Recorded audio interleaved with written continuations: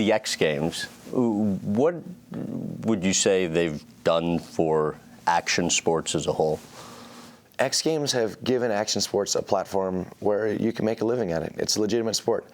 People used to say, mainstream sports and action sports, and kids growing up now, they don't really see a difference. And action sports are, their parents, if they see their kids really good on a skateboard, they're not like, oh, stop doing that hooligan stuff and go baseball or go something else. They say, hey, you can make money if you do this, and we're going to encourage you to skateboard. We're going to encourage you to ride motorcycles. And I think, for it to be seen as an actual sport and not kind of a renegade rebel, derelict kind of sport, I think it's really good, and it's allowing a lot more kids and a lot more of the youth to come up that are passionate about doing this stuff.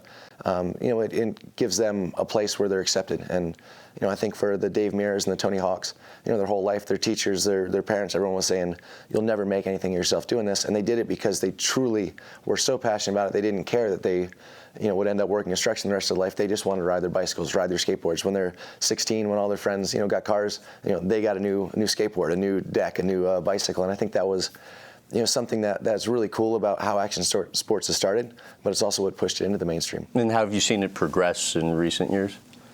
For sure. Given the opportunity to do what I love for a living, I couldn't ask for anything better. And I came in right at a great time. And when I was 14, they had the first ever world championship of freestyle motocross, and was really able to come along with the sport and progress the sport, and put a little bit of my style into the tricks, and which is it's kind of cheating now because it's my style and my length and whatever, and that's where the tricks kind of started from, and it allows me to continue progressing in that direction. Today, who would you say the sort of hungriest athlete in the X Games is?